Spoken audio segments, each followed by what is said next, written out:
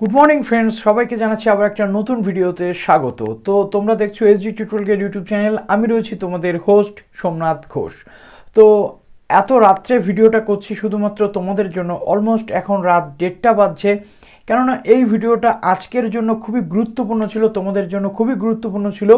কেননা তোমরা অলরেডি অনেকেই মেসেজ করেছো, অনেকে মেলও করেছো যে দাদা আমাদের SVMCM রিলেটেড কিছু আপডেট দিন, কেন আপনি নতুন করে SVMCM রিলেটেড কোনো আপডেট দিচ্ছেন না।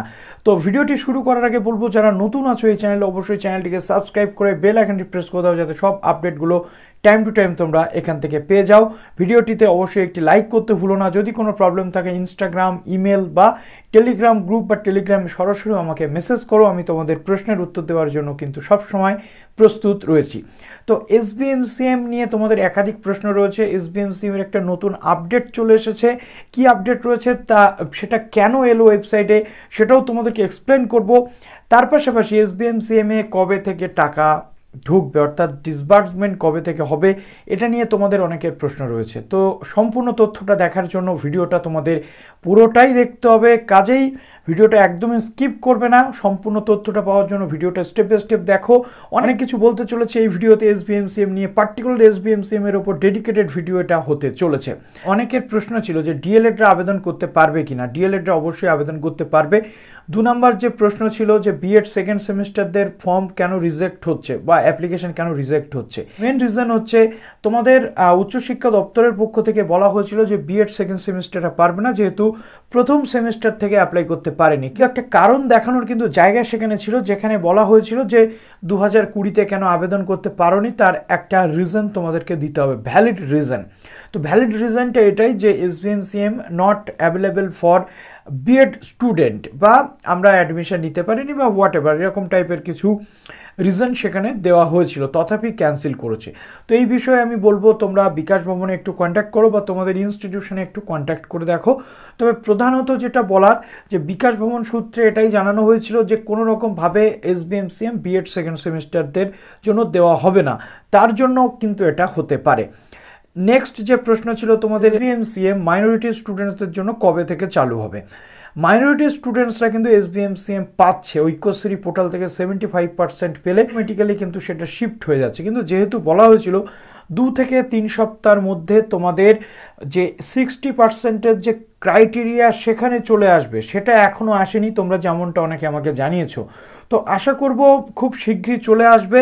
তবে এই বিষয়টা তোমরা অন্তত বিকাশ ভবনে একটু কন্ট্যাক্ট করতে পারো। হেল্প ডেস্ক নাম্বার এবং ইমেল অ্যাড্রেস আমি তোমাদেরকে ডেসক্রিপশনে দিয়ে দেবো। নেক্সট যে প্রশ্নটা রয়েছে যে টাকা কবে থেকে ডিসবার্সমেন্ট হবে। তো টাকা ডিসবার্সমেন্ট অলরেডি শুরু হয়ে গেছে। একটা স্ক্রিনশট আমি দিয়ে দিচ্ছি, সাইটে দেখে নাও। এই স্টুডেন্টটি কিন্তু একটা স্কুলের স্টুডেন্ট, 11-এ পড়ে। তো এই স্টুডেন্টের কিন্তু 12,000 টাকা অলরেডি তার অ্যাকাউন্টে ঢুকে গেছে, অর্থাৎ 12,000 টাকা কিন্তু অ্যাকাউন্টে ক্রেডিট হয়ে গেছে ট্রেজারি থেকে। তো তোমাদেরও খুব শীঘ্রই ঢুকবে। তবে অলমোস্ট HOI যখন তোমাদের এটা ফরওয়ার্ড করে দিচ্ছে, তখন কিন্তু তার থেকে প্রায় 1.5 মাসের মধ্যে, 1 থেকে 1.5 মাসের মধ্যে কিন্তু এই টাকাটা ডিসবার্সমেন্ট হয়ে যাচ্ছে। এটা আপাতত যে স্ট্যাটাস রয়েছে সেই স্ট্যাটাস অনুযায়ী আমি তোমাদের বলছি। নেক্সট যেটা রয়েছে তোমাদের, আরও একটা যে স্ক্রিনশট দেখো আমি তোমাদের এখানে দিয়ে দিলাম। প্রথমত এই 1/12-তে এই ক্যান্ডিডেটটির অ্যাপ্লিকেশন ডান হয়েছে, ফর্ম ফিল আপ কমপ্লিট হয়েছে এবং ডকুমেন্টস থেকে শুরু করে সমস্ত কিছু কিন্তু কমপ্লিট হয়েছে। এবার নেক্সট প্রসেস কি, তোমাদের এরকম স্ট্যাটাস দেখালে তোমরা কি মনে করবে? এরকম স্ট্যাটাস দেখালে কিন্তু সব ঠিক আছে, তুমি তোমার যে অ্যাপ্লিকেশন কমপ্লিট করেছো, তুমি ডকুমেন্টস আপলোড করেছো, সব কিছু কিন্তু ঠিকঠাক হয়ে গেছে। তোমার ইনস্টিটিউশন এটাকে ভেরিফিকেশান করে কিন্তু বিকাশ ভবনে ফরওয়ার্ডও করে দিয়েছে। অর্থাৎ এখানে পরিষ্কারভাবে তোমরা দেখতে পাচ্ছ যে অ্যাপ্লিকেশান ফরওয়ার্ডেড বাই HOI, অর্থাৎ তোমাদের যে ইনস্টিটিউশন সেটা কিন্তু ফরওয়ার্ড করে দিয়েছে এটাকে। এখন এটা ডিস্ট্রিক্ট লেভেল থেকে সরাসরি বিকাশ ভবন, এবং বিকাশ ভবনে এটাকে জাস্টিফাই করা হবে এবং সেখান থেকে সব কিছু কমপ্লিট করে অ্যাপ্লিকেশানটাকে অ্যাপ্রুভ করা হবে। অ্যাপ্রুভ করার পর তোমাদের কিন্তু ডিসবার্সমেন্টটা হবে। তো এরকম যাদের রয়েছে তাদের কোনো প্রবলেম নেই। যাদের এরকম সমস্যা রয়েছে তাদের কিন্তু রিমার্কসে আসবে যে কিসের সমস্যা রয়েছে, তখন তোমাদের পুনরায় ইনস্টিটিউশনে গিয়ে সেটাকে আনলক করে আবার এডিট করে নিতে হবে। এটা একটা প্রসেস। নেক্সট তোমাদের সবচেয়ে গুরুত্বপূর্ণ প্রশ্নটাতে আসি। দেখো, স্ক্রিনে তোমরা দেখতে পাচ্ছ যে তোমাদের যে স্ট্যাটাস রয়েছে লগ ইন আইডি এবং পাসওয়ার্ড দিয়ে তোমরা লগ ইন করার পর তোমাদের যে স্ট্যাটাসটা রয়েছে ক্যান্সেল অ্যাপ্লিকেশন অথবা রেজিস্ট্রেশন, এটা নিয়ে তোমাদের কিন্তু অনেকের চিন্তা হচ্ছে। দাদা এই যে জিনিসটা রয়েছে এটা কি জিনিস? তো দেখো, প্রথমত এখানে একটা রয়েছে ক্যান্সেল অ্যাপ্লিকেশন, একটা রয়েছে রেজিস্ট্রেশন। এর অর্থটা কি? এর অর্থটা হলো এখান থেকে তুমি অ্যাপ্লিকেশনটাকে ক্যান্সেল করাতে পারবে অথবা ক্যান্সেল করার পর রেজিস্ট্রেশনটা আবার করতে পারবে। এর থেকে একটা বিষয় কিন্তু উঠে আসতে পারে যে দাদা আমার ওখানে ভুল হয়েছে, আমার একটা জায়গাতে ভুল হয়েছে, আমি তাহলে কি করব? আমি কি ইনস্টিটিউশনে কি আনলক করাবো নাকি আমাকে পুনরায় ক্যান্সেল করে রেজিস্ট্রেশন করতে হবে? তো একটা পয়েন্ট আমি ছোট্ট করে বলতে চাইবো, তোমাদের যদি সেরকম কোনো মেজর ভুল হয়, অর্থাৎ খুব বড় রকমের ভুল হয়, তাহলে তোমরা এটাকে ক্যান্সেল করিয়ে পুনরায় রেজিস্ট্রেশন করাতে পারো। তবে এই সিদ্ধান্ত নেওয়ার আগে তুমি তোমার স্কুল, তুমি তোমার কলেজ বা ইনস্টিটিউশনের সাথে কথা বলবে, আর তার পাশাপাশি তুমি বিকাশ ভবনে একবার কন্ট্যাক্ট করে নেবে। বিকাশ ভবন তোমাদেরকে কি বলতে চাইছে তার উপরে বেস করে তুমি কিন্তু এই সিদ্ধান্তটা নেবে।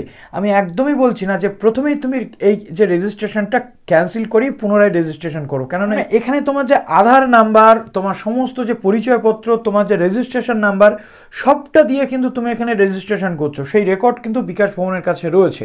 অতএব সবচেয়ে গুরুত্বপূর্ণ যে পদক্ষেপ হবে তোমার, এটা করার আগে তুমি ইনস্টিটিউশনে কথা বলো। ইনস্টিটিউশন যদি বলে ক্যান্সেল করতে তুমি করো, নইলে কিন্তু তুমি সরাসরি বিকাশ ভবনে কন্ট্যাক্ট করেও শুনে নিতে পারো যে স্যার বা ম্যাম আমার এই প্রবলেম আছে, আমি এখন কি করব? আমি কি আনলক করিয়ে এডিট করব নাকি পুনরায় আমি আবার রেজিস্ট্রেশন করব এটাকে ক্যান্সেল করিয়ে? যদি সেখান থেকে তুমি কোনো সদুত্তর পাও, অবশ্যই তুমি ক্যান্সেল করতে পারো। তবে ছোটোখাটো ভুল, যেমন ইনস্টিটিউশনের ভুল, যেমন ব্যাঙ্ক অ্যাকাউন্টের কোনো ডিটেলে ভুল, সেই জায়গাগুলো তুমি এডিট করার জন্য অবশ্যই ইনস্টিটিউশনে গিয়ে আনলক করে, ফর্মটাকে আনলক করে বা অ্যাপ্লিকেশনটাকে আনলক করিয়ে আবার কিন্তু এডিট করতে পারো। সেক্ষেত্রে তোমার এই পুনরায় রেজিস্ট্রেশনের যে ঝুঁকি, এটা কিন্তু নেওয়ার কোনো প্রয়োজন নেই। এটা আমি অন্তত তোমাদেরকে সাজেস্ট করব। তো আশা করি সম্পূর্ণ তথ্য তোমরা পেয়ে গেলে। ভুল করলে কি কি সমস্যা ফেস করতে হতে পারে, কিভাবে সেটাকে সমস্যার সমাধানটা তোমরা করতে পারবে, তো এটাই হচ্ছে ব্যাপার। একটা বিষয় অনেকেই বলছো যে তোমরা ইনস্টিটিউশন ভুল করে ফেলেছো, যে কলেজ বা বিশ্ববিদ্যালয়ে তোমরা আবেদন করতে চাইছিলে সেই কলেজের নাম তোমরা দাওনি, অন্য কোনো কলেজ বা বিশ্ববিদ্যালয়ের নাম দিয়েছো। এখন কি করবে? সেই যে কলেজ বা বিশ্ববিদ্যালয়ের নাম দিয়েছো সেটা তোমার নিজের কলেজ বা বিশ্ববিদ্যালয় না হলেও ঘাবড়ানোর কিছু নেই। প্রত্যেকটা ইনস্টিটিউশন প্রত্যেকটা স্টুডেন্টকে কিন্তু হেল্প করে। তোমরা সেই কলেজ বা ইউনিভার্সিটিতে যাবে, গিয়ে সেখানে গিয়ে তোমরা বলে দেবে যে স্যার বা ম্যাম আমাদের এই ভুলটা হয়েছে, প্লিজ একটুখানি আনলক করে দিন যাতে আমরা এটাকে সংশোধন করতে পারি। তারা অবশ্যই তোমাদেরকে হেল্প করবেন। তো বিষয়টা পুরো পরিষ্কার হয়ে গেল আশা করি। যদি কোনো প্রবলেম থাকে কমেন্ট সেকশনে জানাও। ভালো থেকো সবাই, অল দ্য বেস্ট।